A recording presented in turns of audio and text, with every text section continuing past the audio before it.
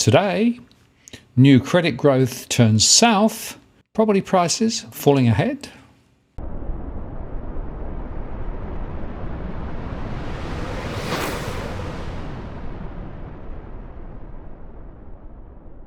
Hello again, it's Martin North from Digital Finance Analytics. Welcome to this post covering finance and property news with a distinctively Australian flavour. Well, yesterday I reported that the RBA had shown that credit had grown quite strongly in February, but the rate of growth had eased.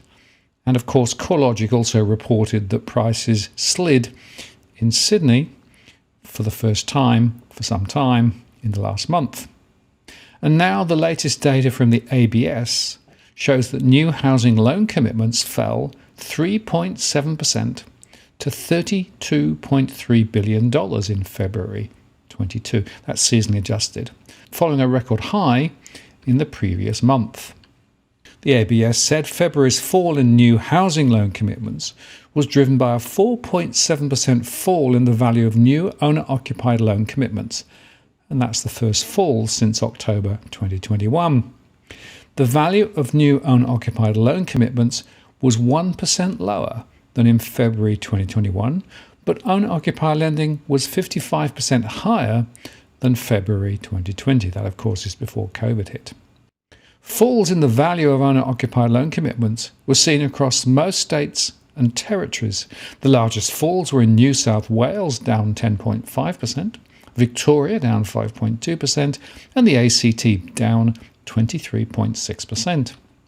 The number of new commitments to owner-occupier first home buyers fell 8.3% in February, and that was 36.7% lower compared to a year ago, and continued the decline seen since the recent peak in first home buyer lending in January 2021. That was, of course, in the middle of all the government bribes. Falls in the number of owner-occupied first home buyer commitments were seen across all states and territories. Similar to overall owner-occupied lending, the largest falls were New South Wales, down 15.5%, Victoria, down 5.9%, and the ACT, down 31.9%. While remaining close to the record high seen in January, investor lending also fell in February. The value of investor loan commitments fell 1.8% to $10.8 billion. This was the first fall in investor lending since October 2020. The fall in investor loan commitments was driven mostly by New South Wales, down 5.5%, Queensland, down 2.6%, and the ACT, down 11.9%. Victoria was flat, while Western Australia rose 6.8%, and Tasmania rose 2.8%.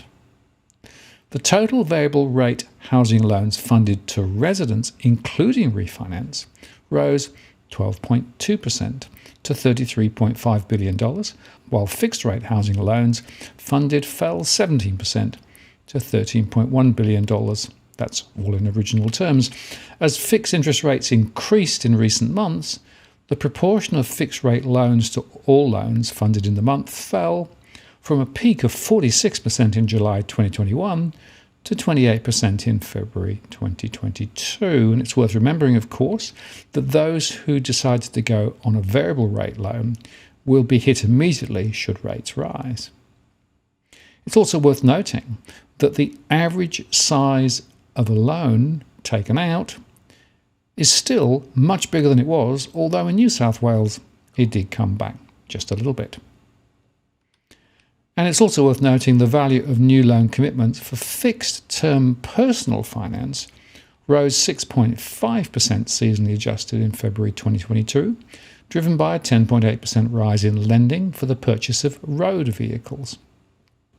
So you can see there that first-time buyers are being displaced by investors, but overall the momentum is slowing. And there's another double whammy for borrowers too, according to CanStar, with both ANZ and NAB announcing a string of fixed rate hikes. Today's move from ANZ sees its owner-occupied and investment fixed rates up by up to 0.3%, and at the same time NAB has increased its fixed rates for owner-occupiers up to 0.4%, while investors' fixed rates have increased by up to 0.35%. CanStar analysis of 10-year Australian government bonds shows the yield has risen by 1.5% since the start of 2021 to reach 2.48% at the end of March 2022, leading to rises in term funding available to the banks. And Steve Mickenbecker said that ANZ and NAB are the latest of the big banks to again lift fixed-rate home loans. They're third in 2022. The trend started with 5-year rates, then 4 years, 3, 2, and finally the 1-year rate, which is the typical pattern when rates rise from a low. The track that 10-year government bonds have taken is indicative of how quickly bank term funding costs have gone up, with the rate increasing since the start of 2021 by 1.5% to reach 2.48% at the end of March 2022. There are now only 2 loans with a fixed interest rate below 2% from 160 in April 2021. For opportunistic borrowers looking for the lowest rates, the optimum time for fixing has passed. The lowest 3-year rate in the market is up 0.64% in a year, and the lowest 4-year rate is up a massive 1.36%. On a $500,000 loan, this adds an extra $355 to the monthly loan repayments.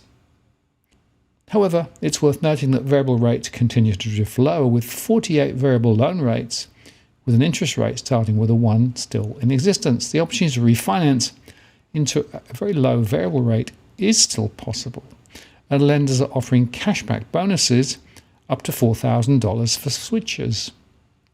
But of course, if you switch to a variable rate loan, you immediately then get exposed to interest rate rises. So in a way, the banks are outsourcing their risk to borrowers. And coming back to the ABS, I thought it was worth just going through some of the data quality notices, because there are a number of changes. They said recently introduced reporting changes will result in revisions to housing finance series. A reporting threshold determines the inclusion of lending institutions in the data APRA collects on behalf of the ABS and RBA. The threshold for housing finance reporting was recently reduced, resulting in a number of new entities reporting data for the first time. This data has been excluded from lending indicators for the time being. Separately, reporting improvements are being made by some lenders, which will result in changes to the classifications of owner-occupier versus investor loan commitments within housing finance. And revisions from these 2 reporting changes will be implemented in the March 2022 release of lending indicators. They said those revisions will generally appear as small-level changes and will extend back to September 2021.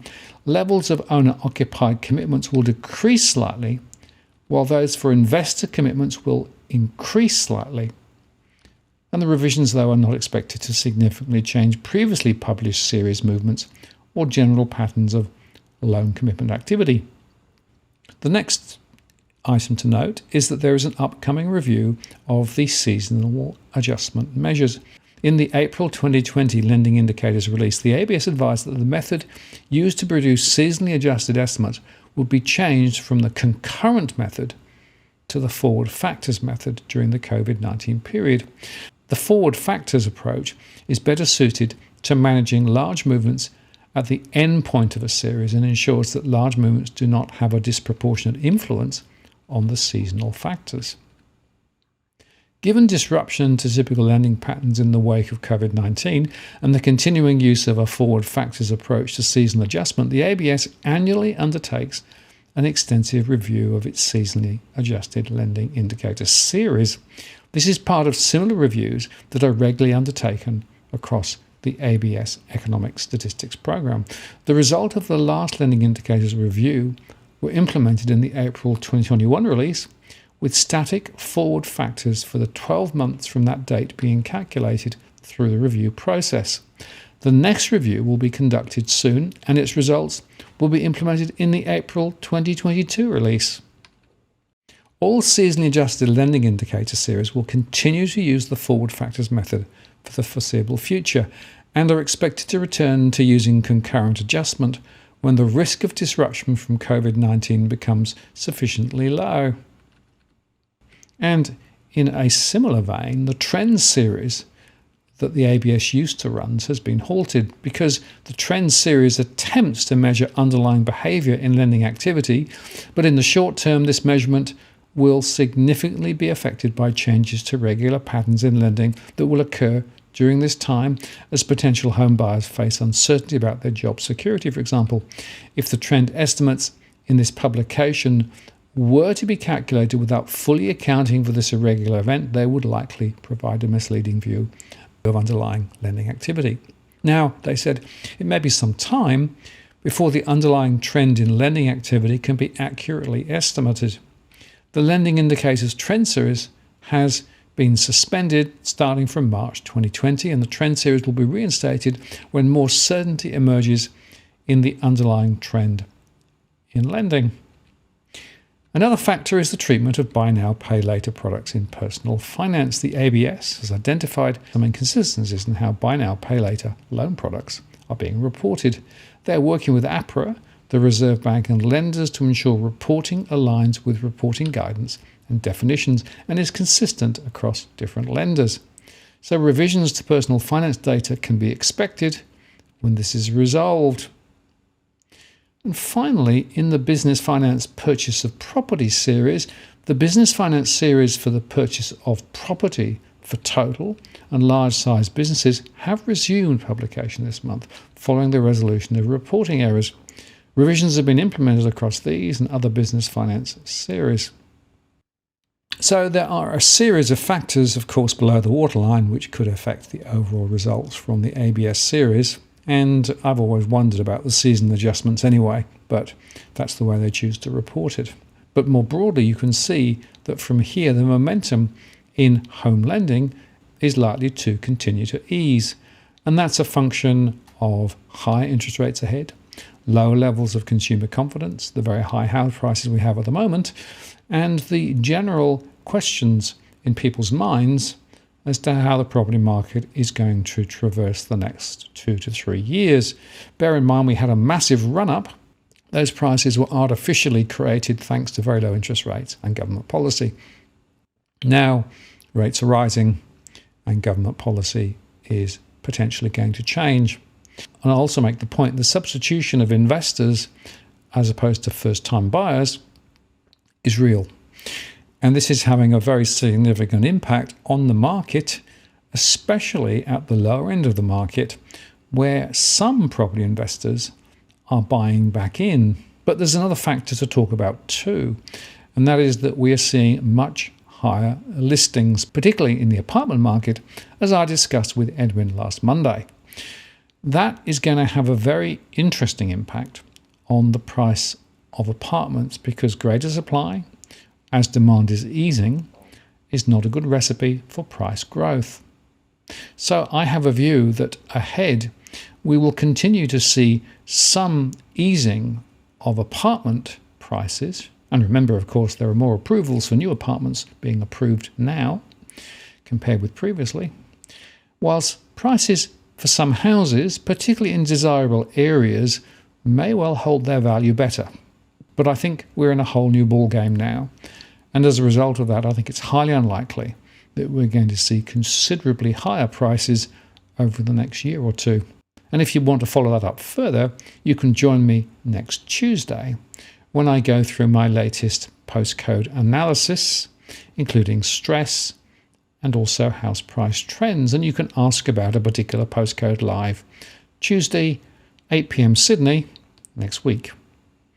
Make that note in your diary and do join us. I'm Martin North from Digital Finance Analytics. Many thanks for watching, and I'll see you again next time. Now, if you're buying your home in Sydney's contentious market, you don't need to stand alone. This is the time you need to have Edwin Almeida from Ribbon Property Consultants standing alongside you. Buying a property is both challenging and adversarial. The vendor has a professional on their side. Emotions run high, price discovery and price transparency are hard to find, and then there's the wasted time and financial investments that you make. Edwin understands your needs, so why not engage a licensed professional to stand alongside you? With RPC, you know you have experience, knowledge, and master negotiators looking after your best interests. So shoot Ribbon an email at info@ribbonproperty.com.au, and if you use the promo code DFAWTW/Martin, you can get a 10% discount offer.